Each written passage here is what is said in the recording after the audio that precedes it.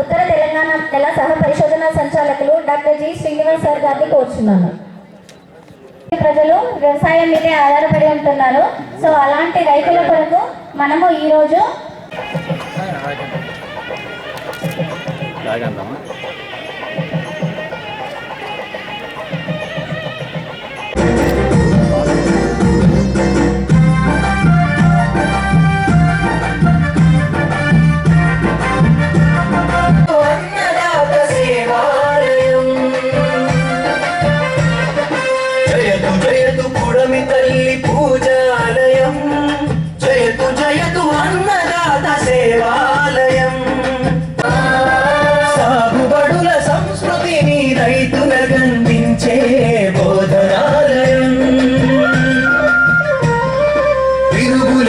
శక్తులుగా మహిళలను పొంది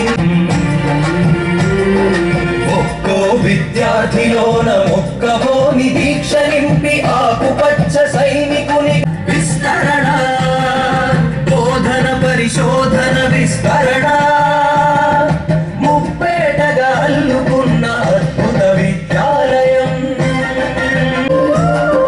ప్రొఫెసర్ జయశంకర్ తెలంగాణ వ్యవసాయ స్టాల్స్ లో ఉన్న ప్రతినిధులందరూ దయచేసి వారి కేటుగా కోరుచున్నాము. మీరు వస్తేనే రైతులందరూ రావడానికి అవకాశం ఉంటుంది. వరకు ఉంటాయి, తర్వాత చూసుకోవాల్సిందిగా కోరుచున్నాము. దయచేసి మరి ఒకసారి రైతులు స్టూడెంట్స్ అందరూ కూర్చోవలసిందిగా కోరుచున్నాము. దానం చేసుకుంటున్నాము కావున దయచేసి రైతులందరూ శ్రద్ధగా ప్రతి ఒక్కటి వినవలసిందిగా. ఆల్రెడీ రైతులకి యాజమాన్య పద్ధతులు తెలుసు. సో వాటికి బదులుగా మా దగ్గర ఉన్న శాస్త్ర సాంకేతికతను ఈరోజు మీకు అందజేయడం జరుగుతుంది. మరి ఒకసారి రైతులందరూ కూర్చోవలసిందిగా కోరుచున్నాము. సో ఇప్పుడు మనకు పీజేటీఎస్ఏ రైతులందరికీ మరియు వివిధ హోదాల్లో ఉన్న ఈ అధికారులకు నా హృదయపూర్వక నమస్కారాలు. ముఖ్యంగా నేను రైతు సోదరులకు చెప్పేది ఏంటంటే, మనం ఎల్లకాలం పంటలు పండించాలి, పంటలో ఆరోగ్యంగా ఉండాలి అంటే మాది ఈరోజు నువ్వు పంట పైన కిసాన్ మేళాను ఏర్పాటు చేసుకోవడం జరిగింది.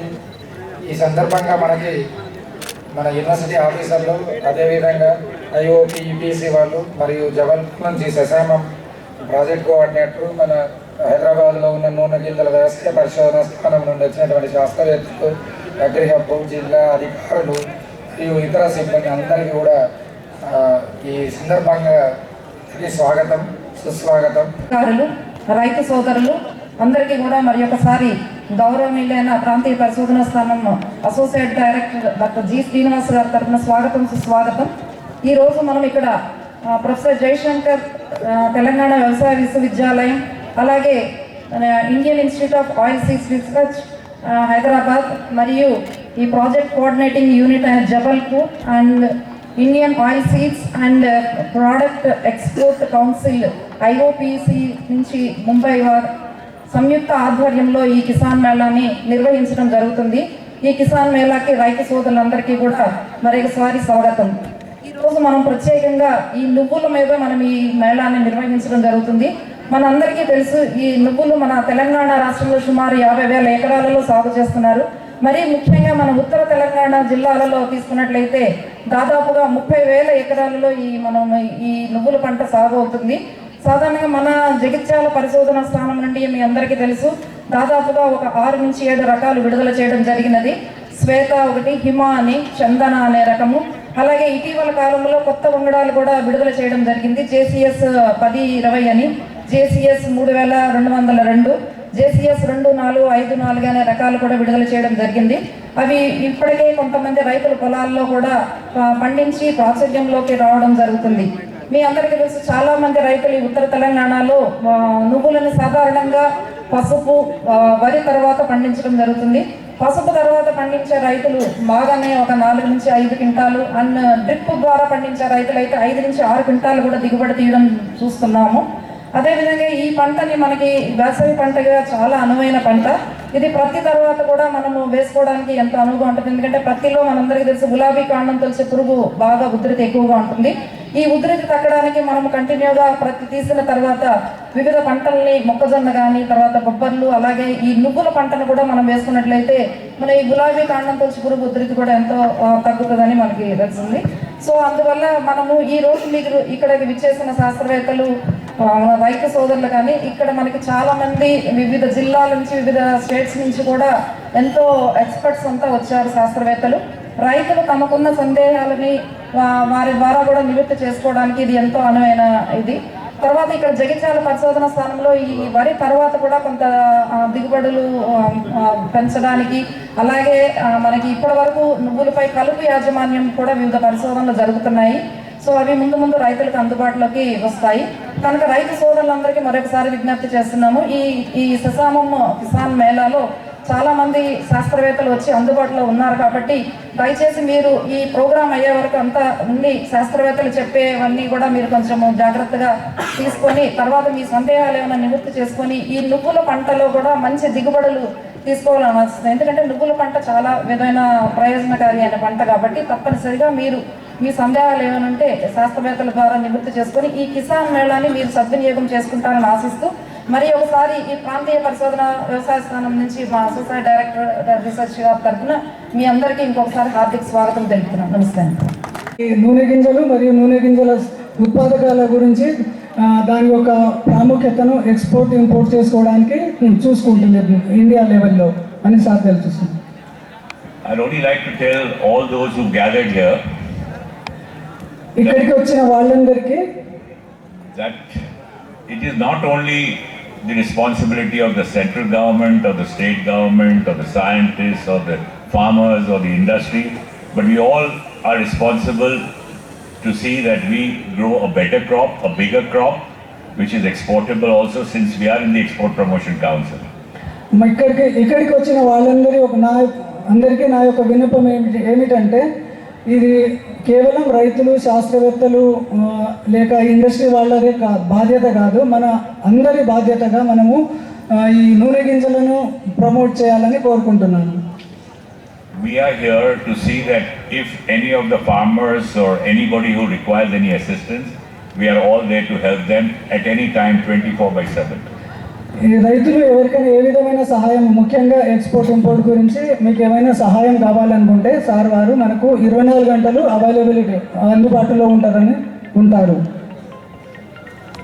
I would also like to announce personally myself, not on behalf of the Export Promotion Council, along with all the dignitaries who are responsible, to have an award for the farmers number 1, 2 and 3 in oilseed, especially sesame seed and groundnuts. Whoever grows the highest yield will discuss amongst ourselves and announce an award for the first, second and third. ఈ నూనె గింజలు ముఖ్యంగా నువ్వులు మరియు వేరుశనగలు ఎవరైతే రైతులు పెద్ద ఎత్తున దిగుబడి అంటే కల్టివేట్ చేసి మంచి దిగుబడులు ఎవరైతే సాధిస్తారో వాళ్లకు సార్ తన సొంతగా అవార్డులు ప్రదానం చేయడానికి సార్ ముందుకు వచ్చారు ఈ పెద్ద క్రౌడ్ను చూసి. Without you farmers, we cannot export. Without you farmers, we don't have our daily bread. So it is you I would like to thank personally and on behalf of my Export Promotion Council. Thank you very much. So రైతులు లేకుండా మనకు ఆహారం లేదు, రైతు లేకుండా మనకు export లేదు. కాబట్టి ఇక్కడికి వచ్చిన రైతులందరికీ IOPEPC తరఫున నేను ధన్యవాదాలు తెలుపుకుంటున్నాను. I would only request all the farmers to follow the good agricultural practices, which are very important, not only for the local demand but also for the export demand. రైతులకు నా విన్నపం ఏంటంటే ఈ ఎక్స్పోర్ట్కు సంబంధించిన మనకు ఏవైతే రిక్వైర్మెంట్స్ ఉన్నాయో మంచి గుడ్ అగ్రికల్చరల్ ప్రాక్టీసెస్ అనేది ఫాలో అవుతూ ఈ నూనె గింజల్ని సాగు చేయవలసిందిగా కోరుతున్నాను. ఫర్ ఎగ్జాంపుల్ జగిత్యాల జిల్లా టార్గెట్ మనం చూసుకుంటే ఈ రోజు వరకు 1600 ఎకర్స్ మనం చేయగలిగాం లాస్ట్ ఇయర్ నుంచి. నేనేమంటున్నానంటే ఒక్క నిమిషం మీరు ఈ శాస్త్రవేత్తలు, సైంటిస్టులు, చాలా మంది పెద్దవాళ్ళు అందరూ కూడా మాట్లాడడం జరుగుంటది మీతో. ఒక్క నిమిషం ఆలోచించాలి, ఎందుకు చెప్తున్నారు, ఎవరి కోసం చెప్తున్నారు. పూర్వకాలంలో ఇంటిగ్రేటెడ్ మన అందరికీ తెలుసు. మీలో కూడా మీ తాతయ్య వాళ్ళు, పెద్దవాళ్ళు ఎవరైనా ఉంటే ఒక్కసారి మాట్లాడండి, వాళ్ళు ఏ రకమైన వ్యవసాయం చేసేవాళ్ళు అనేది. ఇప్పుడు మనం ఎక్సెస్ ఆఫ్ పెస్టిసైడ్స్ యూజ్ చేస్తున్నాం, వాళ్ళు అదే అంటున్నారు. సో ఇంపోర్ట్ చేసే వస్తువులకి తప్పనిసరిగా కొన్ని స్టాండర్డ్స్ ఉంటాయి. ఆ స్టాండర్డ్స్ ఫాలో కాకపోతే మీరు ఎంత ఉత్పత్తి చేసినా అది బయట దేశాలకి వెళ్ళవు, మళ్ళీ రిటర్న్ వచ్చే అవకాశాలు ఉంటాయి. రిటర్న్ వస్తే దానికి ఏమి వాల్యూ ఉండదు. తర్వాత కొనే అగ్రిమెంట్స్ ఉంటాయి, అవన్నీ కూడా వాళ్ళు క్యాన్సిల్ చేసేసుకుంటారు. సో ముఖ్యంగా మనకి తెలియాల్సింది ఏంటంటే ఈ ఈక్వేషన్ లో భాగంగా ఎథికల్ అగ్రికల్చర్ కూడా మనం నేర్చుకోవాలి. ప్రొడక్షన్ ఒకటే కాదు, ఏవైతే మన భూమి ఏదైతే సస్టైనబిలిటీ నేర్చుకోవాలి. ఏ భూమి అయితే మనకి భూమి అంతే ఉంటుంది, పాపులేషన్ పెరుగుతుంది, రిక్వైర్మెంట్స్ అన్ని పెరుగుతున్నాయి, కానీ దేనిపైన అతి భారం వేస్తే అది ఆ రిజల్ట్స్ అనేది మనకు కనిపిస్తాయి. ఆ రిజల్ట్సే తల్లి పాలలో కూడా పెస్టిసైడ్. పుట్టిన బిడ్డకి కూడా మనం స్వచ్ఛమైన పాలు తాపించలేకపోతున్నామంటే ఇదంతా ఎందుకంటే మనం గ్రీడీనెస్ తో, అదే విధంగా కొన్ని తెలిసి తెలియనట్టు యాజమాన్య పద్ధతులు ఏవైతే ఫాలో అవుతున్నామో, చాలా వరకు ఎక్సెసివ్ యూజ్ ఆఫ్ పెస్టిసైడ్స్ కానివ్వండి, ఫంగిసైడ్స్ కానివ్వండి, ఇలాంటివన్నీ కూడా తగ్గించాల్సిన అవసరం ఉంది. ఎందుకంటే మన తరం కాదు, రానున్న 100,000 తరాల కోసం మనం ఈ భూమిని కాపాడాల్సిన అవసరం, బాధ్యత మన అందరిపైన ఉంది. ఇది మాత్రం తప్పనిసరిగా మీరు అందరు దృష్టిలో పెట్టుకోవాలి. ప్లస్ ఇవన్నీ ఎలా ఈ యాజమాన్య పద్ధతులు ఏవైతే కల్చరల్ ప్రాక్టీసెస్ ఉన్నాయో వాటిని కొంచెం ప్రొడక్షన్ తక్కువ ఉండొచ్చు, కానీ క్వాలిటీ మాత్రం తప్పనిసరిగా సరైన క్వాలిటీ అందించగలుగుతాం. దానికి ఎక్స్పోర్ట్ వాల్యూస్ కూడా చక్కగా ఉంటాయని వాళ్ళు వివరించడం జరిగింది, అవునా కదా? సో దయచేసి ఇవన్నీ దృష్టిలో పెట్టుకోవాలి.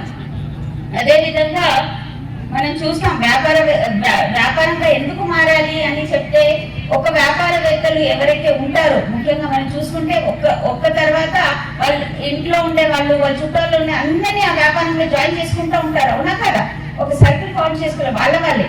అలాగే ఒక రైతు, ఒక మంచి రైతు ఎవరైతే పండిస్తున్నారో, ఒక సిస్టమ్ రైతు కానివ్వండి, గ్రౌండ్నట్ రైతు కానివ్వండి, ఇలాంటివి ఎవరైతే ఉంటారో తప్పనిసరిగా మీతో పాటు ఒక 10 మంది రైతుని మోటివేట్ చేయాల్సిన అవసరం మీ బాధ్యత.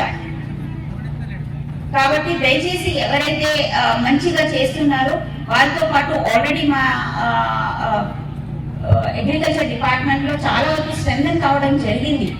కానీ తప్పనిసరిగా మీ బాధ్యతగా కూడా మీరు మీ రానున్న సమయంలో కుటుంబంలో కూడా ఎప్పుడో మన చూస్తున్న 4 ఎకరాల్లోనే ఒక రైతు కాదు ఆయన, యాక్చువల్గా ఆయన సాఫ్ట్వేర్ ఇంజనీర్ చేస్తూ 4 ఎకరాల భూమి కొని ఈ రోజు ఆ 4 ఎకరాల్లో ఇంటెన్సివ్ అగ్రికల్చర్ చేయడం మొదలు పెట్టారు. ఇంటెన్సివ్ అగ్రికల్చర్ చేయడం అంటే భూమి పైన ఎక్కువ ఫర్టిలైజర్, పెస్టిసైడ్స్ చేయడం కాదు, అన్ని పాటిస్తూనే బట్ మాక్సిమం క్రాప్ తీసుకోవడం, క్వాలిటీ క్రాప్ తీసుకోవడం, టైం ప్రకారం.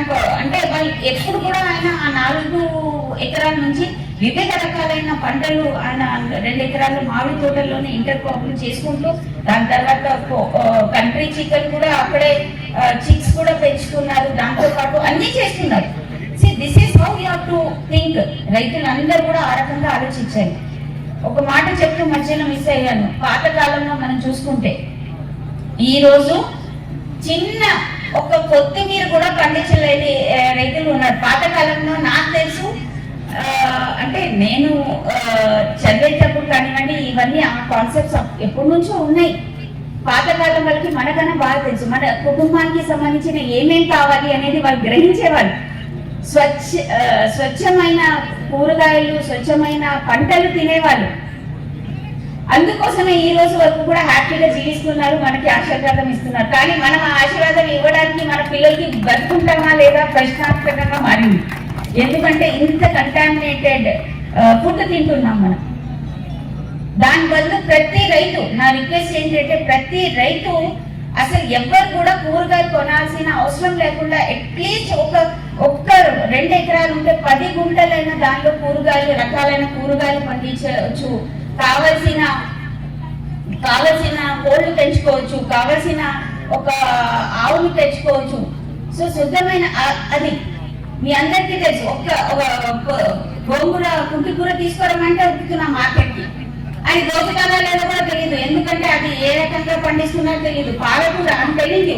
మీరు స్వచ్ఛందంగా పాలకూర పండించిన దానికి మీరు షాప్ నుంచి తీసుకొచ్చే దానికి టేస్ట్ నేనైతే ఇమీడియట్ గా కనుక్కుంటా ఇది వేరే ఉంది అనేది.